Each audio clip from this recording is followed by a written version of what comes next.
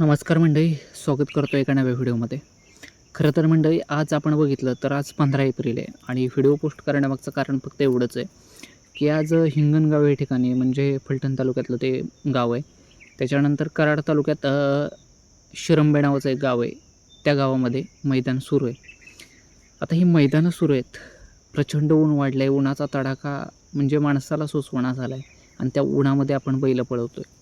खरं तर आपण बघितलं तर मार्चचा एंडिंग, एप्रिलचा फुल महिना आणि मेचा 15 मेपर्यंत गावाकडे यात्रा असतात, उरूस असतात, अनेक गोष्टी असतात आणि ह्या सगळ्यांच्या माध्यमातून रेग्युलरची मैदानं सोडली तर अनेक मैदानं होत आहेत आणि ही मैदानं होत असताना म्हणजे प्रत्येकालाच असं वाटते की आपला बैल जिंकला पाहिजे, पळला पाहिजे.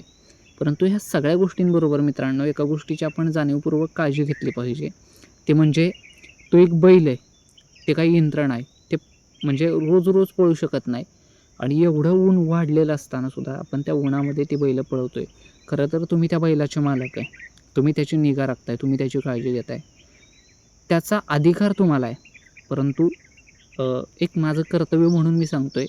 कारण जर आपण ह्या संपूर्ण महिन्याचं बघितलं तर रायफल 81-81, बघेरा, त्याच्यानंतर काल सिकंदर, त्याच्या आधी एक मथुर नावाचा बैल आणि कालच जुळेवाडीचा राजा, अशी अनेक बैलं मृत्युमुखी पावली.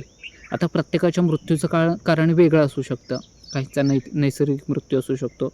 काहींचं वय झालं आहे म्हणून ती बैलं म्हणजे काळाच्या पडद्याआड जातात. पण सगळीच बैलं नैसर्गिक मृत्यू म्हणून काळाच्या पडद्याआड जात नाहीत. तर त्याला काही कारणं आहेत. म्हणजे अटॅकचं प्रमाण वाढलं आहे. म्हणजे बैलाला झटका येतो आणि बैल अचानक मृत्युमुखी पावतो आहे. आपण बघितलं तर बैलगाड्यावरची बंदी हटली तेव्हा फार मोजकी बैलं या बैलगाडा शर्यत क्षेत्रात दिसत होती.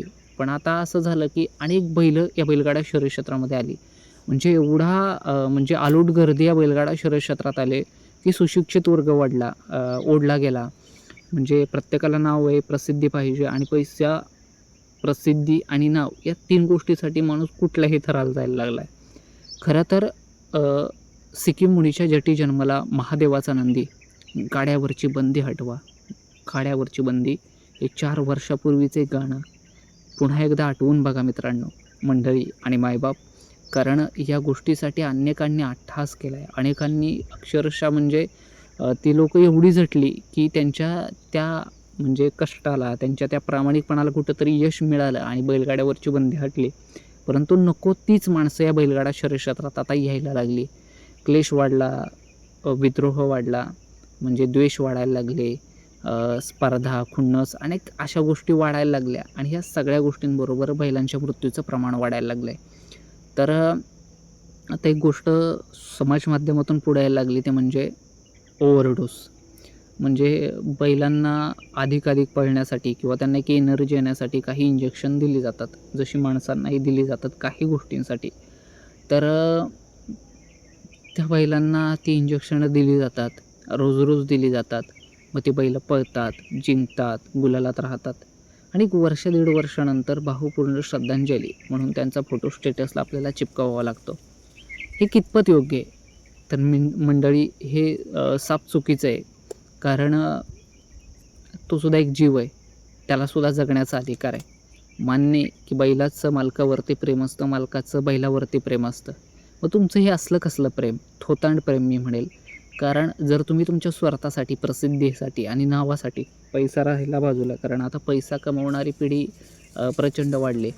परंतु जर तुम्ही तुमच्या नावासाठी जर ह्या सगळ्या गोष्टी करत असाल ना, तर हे सगळ्यात मोठं पाप आहे. आणि फक्त पाप नाही तर घोर पाप आणि अन्याय आहे.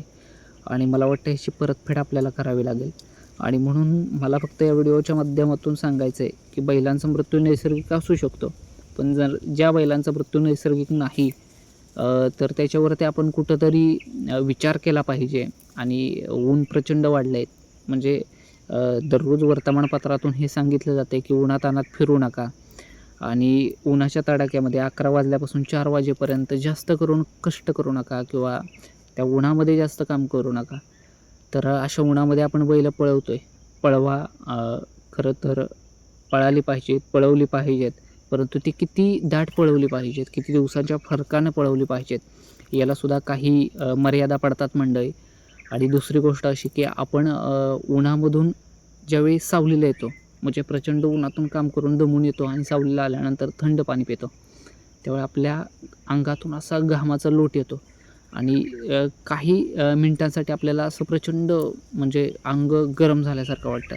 तर नेमकं मला सांगायचं आहे काय, तर आपण बैल ज्यावेळेस पळून येतो त्यावेळेस तुम्ही पाणी करता, तर त्याला जरा शांत होऊ द्या आणि मग पाणी द्या. कारण बिसलरीचं पाणी आपण पाजत असतो आणि ते पाणी प्रचंड गार पाणी असतं आणि त्या पाण्यामुळं सुद्धा बैलांना त्रास होण्याची शक्यता आपण नाकारू शकत नाही. आता तुम्ही म्हणसाल की हा फार तज्ज्ञ असण्यासारखा ज्ञान पाजळायला लागला आहे. तर अशा काही केसेस पुढे येतात मंडळी, की थंड पाण्यामुळं आणि उन्हाच्या तडाख्यामुळं सुद्धा अटॅकचं प्रमाण वाढू शकतं. तर आपला बैल कसा व्यवस्थित राहू शकतो, अधिक काळ कसा पळू शकतो, कारण लक्ष्मी एकदाच दावणीला येते, ती पुन्हा पुन्हा घडत नाही आणि त्यासाठी तिला जपलं पाहिजे. कारण जितकी तुम्हाला काळजी आहे तेवढंच या बैलगाडा शर्यत क्षेत्रावरती खरंच जे लोक नितांत प्रेम करतात त्या लोकांना तेवढीच काळजी आहे आणि तेवढी मला काळजी वाटते म्हणून हा व्हिडिओ बनवावासा वाटला. बाकी भेटूयात अशाच एका नव्या व्हिडिओमध्ये, एक नवा कंटेंट, एक नवा नंदी आणि तुमच्या भेटीसाठी एक आगळीवेगळी मुलाखत घेऊन येतो. तोपर्यंत काळजी घ्या, आपल्या बैलांची काळजी घ्या. जय महाराष्ट्र, जय जवान, जय किसान.